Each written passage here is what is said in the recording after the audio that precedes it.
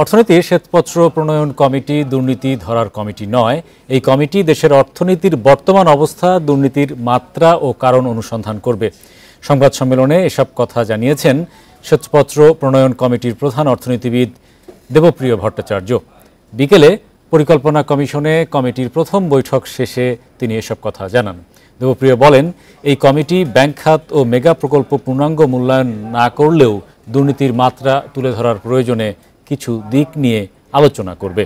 তিনি বলেন, এই কমিটি বিগত সরকারের কাজের পূর্ণাঙ্গ মূল্যায়ন করবে না, বরং বর্তমান সরকারের নীতি নির্ধারণে সহায়ক একটি দলিল প্রণয়ন করবে। দেবপ্রিয় বলেন, পাচারের টাকা ফেরত আসুক না আসুক, পাচারে জড়িতদের শাস্তি নিশ্চিত করতে হবে। এইটা হলো দুর্নীতি কেন হয়েছে এবং দুর্নীতির মাত্রাটা কি সেটা বলবে, কিন্তু কে দুর্নীতি করেছে, কি কেন করেছে এইটা বলার আমাদের দায়িত্ব না। এটা করার জন্য সরকারের নিজস্ব প্রতিষ্ঠান আছে। খুবই গুরুত্বপূর্ণ হলো আর যেন কোনোদিন এগুলি না হয়, এই লোকগুলো যেন শাস্তি পায়, টাকা পাই বা না পাই লোকগুলোকে শাস্তি পেতে হবে, সেইটার ব্যবস্থা করতে হবে। ওনারা যে অনেকে জেলে আছে এটা সেইটারই অংশ, হয়তো সম্ভবত ওইটার দায়িত্ব আমি নেব না, সরকার বলবে আর কি। বাতিল হতে যাচ্ছে কালো টাকা সাদা করার আলোচিত বিধান। এই বিধান বন্ধ করার সিদ্ধান্ত নিয়েছে অন্তর্বর্তী সরকার। বৃহস্পতিবার রাষ্ট্রীয় অতিথি ভবন যমুনায় অনুষ্ঠিত উপদেষ্টা পরিষদের সভায় এই সিদ্ধান্ত হয়। সভা শেষে এই তথ্য জানান পরিবেশ, বন ও জলবায়ু পরিবর্তন মন্ত্রণালয়ের উপদেষ্টা সৈয়দা রিজওয়ানা হাসান। টাকা সাদা করার যে বিধি এবং রীতি সেটা বন্ধ করে দেওয়া হবে। হ্যাঁ, কারণ এখান থেকে সরকার যেটুকুন টাকা আনতে পারে সেটুকুন টাকা দিয়ে সরকারের যে খুব বেশি কিছু আগায় তা না, বরং মূল্যবোধটা অনেক বেশি অবক্ষয়িত হয়। ফলে এটার বিরুদ্ধে স্পষ্ট একটা সিদ্ধান্ত হয়েছে। আগামী মাসেই দেশের বাজারে জ্বালানি তেলের দাম কমতে যাচ্ছে। বিশ্ববাজারের সঙ্গে সমন্বয় করে ডিজেল কেরোসিনের দাম লিটারে কমতে পারে 1 টাকা, আর অকটেন ও পেট্রোলের মূল্য লিটারে কমবে 5 টাকা পর্যন্ত। যদিও বিশেষজ্ঞরা বলছেন, জ্বালানি তেলের দর নির্ধারণে স্বচ্ছতা নিশ্চিতে এনার্জি রেগুলেটরি কমিশনের গণশুনানি জরুরি। মার্চ মাস থেকে সরকার বিশ্ববাজারের সঙ্গে জ্বালানি তেলের মূল্য সমন্বয়ের পদ্ধতি চালু করে। তারপর প্রতি মাসে নতুন দাম ঘোষণা করা হচ্ছে। প্রথম 2 দফায় দাম কমার পর 2 বার বাড়ে। গণ অভ্যুত্থানের কারণে আগস্ট মাসে সমন্বয় হয়নি তেলের দাম, তবে গত 2 মাসে বিশ্ববাজারে জ্বালানির দাম কমেছে। বিপিসি সূত্রে জানা গেছে, সামনের মাসে ডিজেল কেরোসিনের দাম কমে 105 টাকা 75 পয়সা এবং অকটেন পেট্রোলের লিটার হতে পারে যথাক্রমে 126 ও 122 টাকা। বিশেষজ্ঞরা বলছেন, সরকার জ্বালানি তেলে অতিরিক্ত কর আদায় করে, তাই বিপিসির মুনাফা করা অযৌক্তিক। বিআরসির গণশুনানির মাধ্যমে গ্রাহকের ওপর মূল্যের চাপ কমানো যাবে। যা তারা নিচ্ছে তার তুলনায় অনেক কম হতো, সেই কমটা কত হিসাব করতে হবে। তারা কখনোই আসেনি, তারা অন্ধকারে যখন খুশি তখন নিজেরা ফার্নিচারের দাম বৃদ্ধি করে, পেট্রোল, ডিজেল, কেরোসিন জ্বালানি মন্ত্রণালয়কে দিয়ে সিল মারায় নেয়। সুতরাং এই জায়গা থেকে we should get rid of, আমাদেরকে এখান থেকে বেরিয়ে আসতে হবে। বিআরসি আইনে সকল ধরনের জ্বালানির দাম নির্ধারণের ক্ষমতার প্রবিধানমালা প্রণয়ন হয়নি 1.5 দশকেও। তবে তেলের দাম দ্রুত নির্ধারণে বিআরসির সক্ষমতা খতিয়ে দেখবে অন্তর্বর্তী সরকার। গ্রাহক যাতে অতি মূল্য না দিতে হয় সেটা দেখা। তো এখন আমরা এটা ওই যে যেটা বললাম, বিধি হয় না, যদি বিধি করার প্রয়োজন হয় আমরা বিধি করার বিষয়টা ভাববো। আবার এটাও ভাববো যে এই বিআরসির প্রসেসে এটা কি দ্রুত করা যায়, নাকি এই যেটা বললাম যে এখন যে বর্তমান যে আছে সেটা করে। পাচার ঠেকাতে জ্বালানি তেলের দর নির্ধারণে পাশের দেশে পণ্যটির দামও বিবেচনায় নেওয়া হয় বলে জানায় জ্বালানি বিভাগ। Hari Saha, independent news, Dhaka. হয়রানির পরিবর্তে স্বস্তি। শাহজালাল বিমানবন্দরে টেলিফোন সেবা, হেল্প ডেস্ক থাকলেও এতদিন তা কাজে আসেনি যাত্রীর। এবার সেগুলো ছাড়াও ফ্রি ওয়াইফাই সহ মিলছে নানা সুবিধা। লাগেজ কাটা বা চুরি ঠেকাতে নেওয়া হয়েছে সতর্কতা, পাশাপাশি লাগেজ ছাড়েও সময় লাগছে আগের চেয়ে কম। সিভিল এভিয়েশন বলছে, যাত্রী সেবায় আর কোনো আপোষ হবে না। যাত্রী লাঞ্ছনা, লাগেজ কেটে চুরি, ইমিগ্রেশন, পুলিশ, কাস্টম সহ পদে পদে হয়রানি, অব্যবস্থাপনা, অনিয়মই যেন হয়ে উঠেছিল শাহজালাল আন্তর্জাতিক বিমানবন্দরের নিত্যদিনের স্বাভাবিক চিত্র। তবে এবার পরিবর্তনের হাওয়া লেগেছে এখানেও। বদলেছে যাত্রী সেবা। হেল্প ডেস্কে দিনরাত কাজ করছেন ৫৪ জন কর্মী। বিনামূল্যে ১ ঘন্টা ওয়াইফাই সুবিধাও পাচ্ছেন যাত্রীরা। বিমানবন্দরে পৌঁছে স্বজনদের সঙ্গে যোগাযোগের ঝুঁকি কমাতে চালু হয়েছে 10টি টেলিফোন বুথ। কথা বলা যাচ্ছে বিনামূল্যে।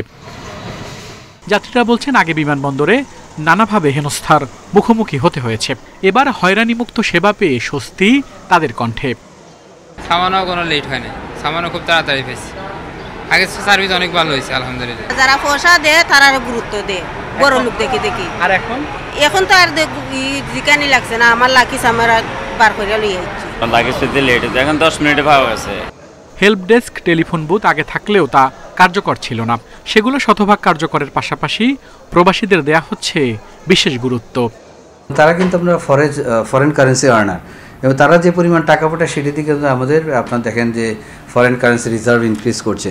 তো আমরা কিন্তু আসার পর বলেছি, সর্বোচ্চ একটা গুরুত্ব দিয়েছি যে ওনাদেরকে সর্বোচ্চ সম্মানের সাথে তাদেরকে যাওয়ার সময় আসার সময় তাদেরকে গুরুত্ব দিয়ে করতে হবে, সর্বোচ্চ সম্মান দেখাতে হবে, এবং যদি কোনো হেনস্থার শিকার না হয় তারা সেইভাবে কিন্তু ব্যবস্থা করতে হবে। এবং এয়ারপোর্টের প্রতিটা লোক এখন কিন্তু সেই লক্ষ্যে কাজ করে যাচ্ছে।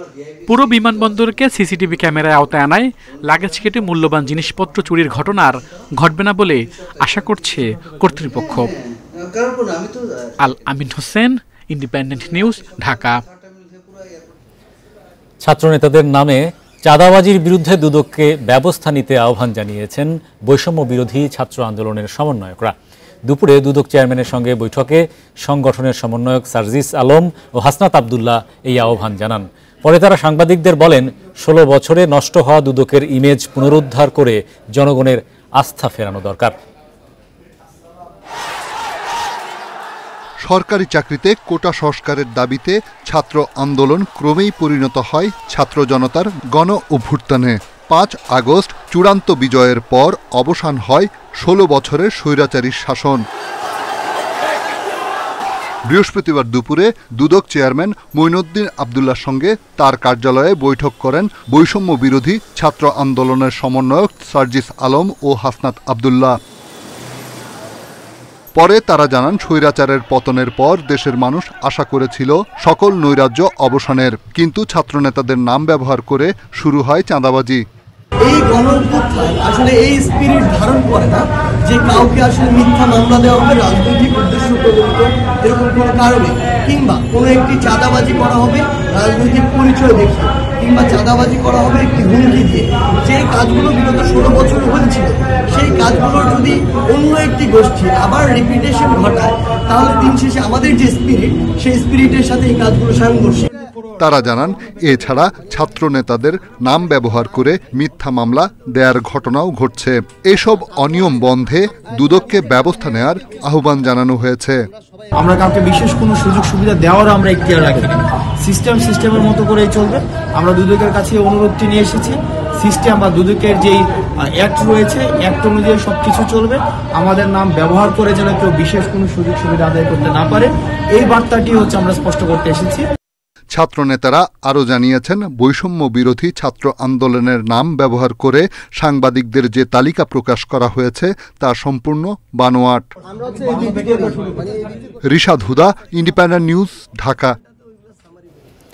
চলতি অর্থবছর কৃষি ও পল্লী ঋণ বিতরণ করা হবে ৩৮,০০০ কোটি টাকা। দুপুরে বাংলাদেশ ব্যাংক এই ঋণের লক্ষ্যমাত্রা ঘোষণা করে। ঋণের অর্থ কৃষকই যেন পায়, দালালরা নয়, তা নিশ্চিত করতে ব্যাংকগুলোকে নির্দেশ দেন governor doctor Hasan H Mansur. বৃহস্পতিবার কৃষি ও পল্লী ঋণ নীতিমালা ঘোষণা অনুষ্ঠানে গভর্নর বলেন, ব্যাংকগুলোকে মানবিক দৃষ্টিভঙ্গি থেকে কৃষকদের ঋণ দিতে হবে। ঋণের অর্থ যেন দালালরা নিয়ে না ব্যয় করতে পারে, এজন্য ডিজিটাল মাধ্যমে সরাসরি কৃষকের অ্যাকাউন্টে ঋণের অর্থ পাঠানোর ব্যবস্থা করতে হবে। কেন্দ্রীয় ব্যাংকের গভর্নর জানান, খাদ্য নিরাপত্তা নিশ্চিতে গুরুত্ব দিয়ে এই অর্থবছর আগের বছরের তুলনায় 8.57% বাড়ানো হয়েছে কৃষি ঋণ। তবে এই ঋণ লক্ষ্যমাত্রায় বন্যার ক্ষয়ক্ষতি বিবেচনায় নেওয়া হয়নি। বন্যার ক্ষতি কাটিয়ে উঠতে প্রয়োজনে আরও পরিকল্পনা রাখা হবে। গভর্নর জানান, বাংলাদেশের কৃষির অবস্থা ভারতের চেয়েও ভালো হলেও চীন, ভিয়েতনাম, থাইল্যান্ডের তুলনায় পিছিয়ে আছে।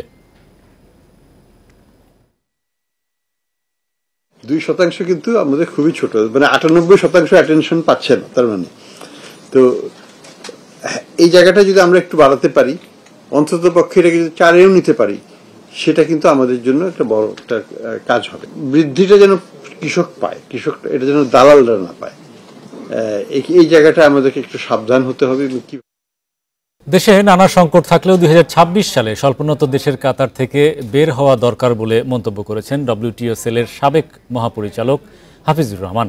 বৃহস্পতিবার ইকোনমিক রিপোর্টার্স ফোরাম, ERF ও ইকুইটি বিডির এক কর্মশালায় তিনি বলেন, এজন্য নিজেদের আরও দক্ষ করে গড়ে তুলতে হবে। LDC গ্র্যাজুয়েশনের ফলে GSP সুবিধা বাতিল হলেও রপ্তানি বাধাগ্রস্ত হবে না বলেও মন্তব্য করেন তিনি। এছাড়া কৃষিখাতে ভর্তুকি অব্যাহত রাখতে দর কষাকষি আরও বাড়ানোর পরামর্শ দেন হাফিজুর রহমান। বলেন, যেসব প্রতিষ্ঠান হয়রানির কারণে বাণিজ্য বাধাগ্রস্ত হয় সেখানে সংস্কার করা জরুরি। এইটা আমাদেরকে টুমোরো ফেস করতে হবে, আমাদের এটা মানতে হবে যে এই সিচুয়েশনকে আমরা অ্যাড্রেস করে আমাদের সমস্ত সক্ষমতা বৃদ্ধি করব। আমরা যদি দীর্ঘদিন সাবসিডাইজড থাকি তাহলে যেটা হয় যে একটা অটোমেটিক রিটার্ডেশন আসে, আমাদের অক্ষমতা তৈরি হয়। বিভিন্ন স্থানে বন্যার পানি ওঠায় এবং সড়ক ভেঙে যাওয়ায় চট্টগ্রাম বন্দরে দেখা দিয়েছে পরিবহন সংকট। এতে আমদানি রপ্তানি পণ্য আনা নেওয়া বাধাগ্রস্ত হচ্ছে। সবচেয়ে বেশি বিপাকে পড়েছে তৈরি পোশাক শিল্প। বন্যার শুরুতে রপ্তানি পণ্য পরিবহন কমে 3 ভাগের 1 ভাগে নেমে আসে, তবে পরিস্থিতির কিছুটা উন্নতি হওয়ায় দ্রুত সংকট কাটার আশা করছেন ব্যবসায়ীরা। চট্টগ্রাম বন্দরে রপ্তানি পণ্যের 90 ভাগ পরিবহন হয় 21টি বেসরকারি কন্টেইনার ডিপো থেকে। প্রতিদিন প্রায় 3 থেকে 3,500 ট্রাকে এসব পণ্য পরিবহন করা হয়। কিন্তু বন্যার কারণে বিভিন্ন সড়ক ডুবে যাওয়ায় ডিপোতে ট্রাকের সংখ্যা কমে নেমে যায় 600-তে। বন্যা শুরুর পর ডিপোতে ট্রাক আসা 3 ভাগের 1 ভাগ কমে যায়। রপ্তানি পণ্যের প্রবাহটা কিন্তু বন্যা শুরু হবার পরে প্রায় 1/3 নেমে গেছে এবং বন্যার দ্বিতীয় দিন এটা প্রায় 600 বা 650 ট্রাক মাত্র আমরা রিসিভ করেছি। তারপর দিন আমরা 850 ট্রাক রিসিভ করেছি। ঢাকা চট্টগ্রাম মহাসড়কের ফেনী ও কুমিল্লা অংশে পানি ওঠায় এবং সড়ক ক্ষতিগ্রস্ত হওয়ায় আটকা পড়ে পণ্যবাহী অসংখ্য যানবাহন। দেখা দেয় শ্রমিক সংকটও। চালকেরা তাদের পারিবারিক গন্তব্যস্থানে সবাই সহযোগিতা করার জন্য গাড়ি না চালাইয়া তারা তাদের বাড়িতে অবস্থান করার জন্য অবস্থান করেছে। পরিবহন সংকটে সবচেয়ে বেশি বিপাকে পড়েছে তৈরি পোশাক শিল্প। নির্দিষ্ট সময়ের মধ্যে পণ্য সরবরাহে হিমশিম খেতে হচ্ছে তাদের। একটা দিন দিলেও বায়ার কিন্তু অ্যাকসেপ্ট করে না, ইদার ডিসকাউন্টে যেতে হয় অথবা এয়ারফ্রেটে যেতে হয়। তো এই বিষয়টা আসলে খুবই একটা নাজুক পরিস্থিতির মধ্যে গার্মেন্টস সেক্টরটা পড়ে গেছে। বন্যা পরিস্থিতির উন্নতির সঙ্গে সঙ্গে ট্রাকের সংখ্যাও বাড়ছে। শিগগিরই পরিবহন সংকট কেটে যাওয়ার আশায় সংশ্লিষ্টরা। Independent news. খাবারের অভাবে বাঁশের কোরল খেয়ে জীবনযাপন করছেন বান্দরবানের থানচি উপজেলার মিয়ানমার সীমানা ঘেঁষা 10টি পাড়ার মানুষ। গত বছর বন্যায় জুমের ফসল ক্ষতিগ্রস্ত হওয়ায় পর্যাপ্ত ফসল পাননি তারা। বিষয়টি স্বীকার করে প্রশাসন বলছে খাদ্য সংকট সমাধানে প্রয়োজনীয় ব্যবস্থা নেওয়া হয়েছে। মিয়ানমার সীমান্তবর্তী বান্দরবনে থানচি উপজেলার মেনহাকপাড়া, বুলুপাড়া, তাংখোপাড়া সহ 10টি পাড়ায় প্রায় 64টি পরিবারের বসবাস। জুম চাষ থেকে পরিবারগুলোর খাদ্যের যোগান আসে। গত বছর জুলাইয়ে বন্যার কারণে জুমের ফলনের ক্ষতি হওয়ায় সারা বছরে খাদ্য উৎপাদন করতে পারেনি তারা। এতে করে ঘরে নেই কোনো ধান ও চাল, হাতে নেই কোনো টাকা। গত মে মাস থেকে খাদ্যের অভাবে বাঁশকরল খেয়ে জীবন ধারণ করতে হচ্ছে তাদের। কিচ্ছু সরকার থেকে বিজিবি বলে BGF আর বয়স্ক ভাতা এগুলো কিচ্ছু পায় না। এদের অনেকের কষ্ট, খুবই অসহায়, মানে খাদ্য সহ সকল প্রকার সুযোগ সুবিধা চিকিৎসা থেকে বঞ্চিত। 10 পাড়া খুব অভাব সমস্যা আছে। বাসক্রুন সিদ্ধ করে খায়, কষ্ট করে এটা থাকে।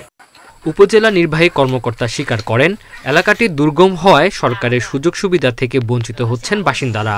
আর জেলা প্রশাসন বলছে খাদ্য সংকট সমাধানে প্রয়োজনীয় ব্যবস্থা নেওয়া হয়েছে। মোপাড়া, লিট্রি, তারপর আছে আপনার হচ্ছে ভুলুপাড়া, তাংখোপাড়া, এই সকল পাড়াগুলো সাধারণত নেটওয়ার্কহীন এবং একেবারে যোগাযোগ সহজ ওখানে করা যায় না। আমি এটা জানি, অবগত আছি। আমরা বৃহস্পতিবার ইউনোকে বলে দিয়েছি কি কি করণীয়, কি করবে, টোটালটাই সে কার্যক্রম নিয়েছে। থানচি উপজেলার রেমাক্রি ইউনিয়নের 10টি পাড়ায় 3 শতাধিক মানুষের বসবাস। Independent news. দেশের বিভিন্ন জেলায় বন্যায় ক্ষতিগ্রস্ত 2000 পরিবারের কাছে প্রয়োজনীয় সামগ্রী পৌঁছে দিল শাওমি বাংলাদেশ। নৌবাহিনীর সহায়তায় বন্যা কবলিত এলাকায় ক্ষতিগ্রস্তদের মাঝে এ সহায়তা দিয়েছে কোম্পানিটি। সম্প্রতি বাংলাদেশ নৌবাহিনী পরিবার কল্যাণ সংঘের সভাপতির কাছে সংস্থাটির কার্যালয়ে শাওমি বাংলাদেশের প্রতিনিধিরা প্রয়োজনীয় সামগ্রী হস্তান্তর করেন। শাওমির বিশ্বাস, দেশের এই সংকটময় মুহূর্তে সকলে তার নিজ নিজ জায়গা থেকে এগিয়ে এসে বন্যা কবলিত মানুষের পাশে দাঁড়াবে। সাম্প্রতিক অতিবৃষ্টি ও উজান থেকে নেমে আসা পানির কারণে সৃষ্ট বন্যায় 8টি জেলার হাজার হাজার পরিবারকে প্রভাবিত করেছে, যার মধ্যে ফেনী, কুমিল্লা, সুনামগঞ্জ এবং চট্টগ্রাম অন্তর্ভুক্ত। শুধু ফেনীতেই 3.5 লাখের বেশি মানুষ বাস্তুচ্যুত হয়েছে, যাদের ব্যাপক সহায়তা প্রয়োজন।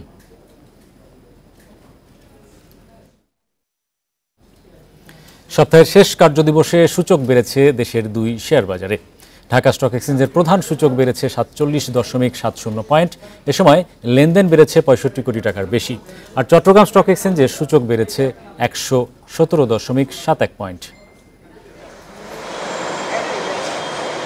বৃহস্পতিবার ইতিবাচক অবস্থান থেকে লেনদেন শুরু হয় ঢাকা স্টক বাজারে।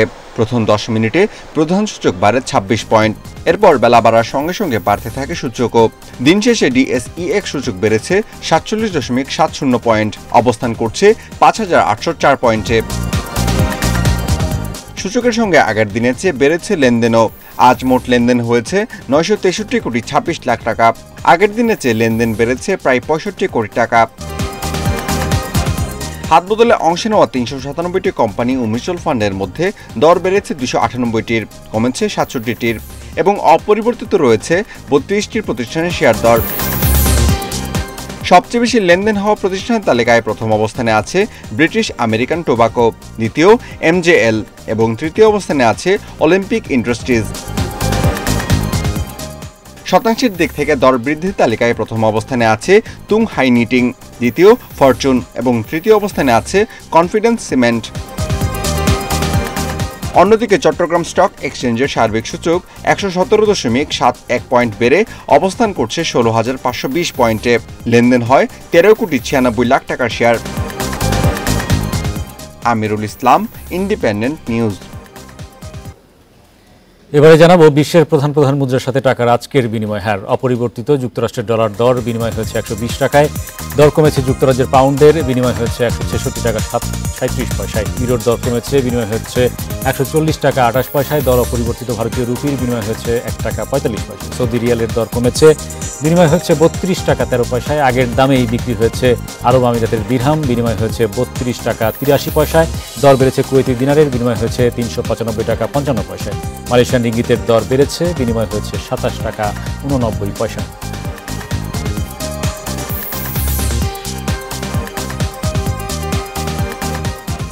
এই ছিল আজকের অর্থনীতি সারাদিনে। ইন্ডিপেন্ডেন্ট টেলিভিশনের সব খবর জানতে চোখ রাখুন ফেসবুক, ইউটিউব এবং এক্সে। আমন্ত্রণ আমাদের পরের আয়োজন।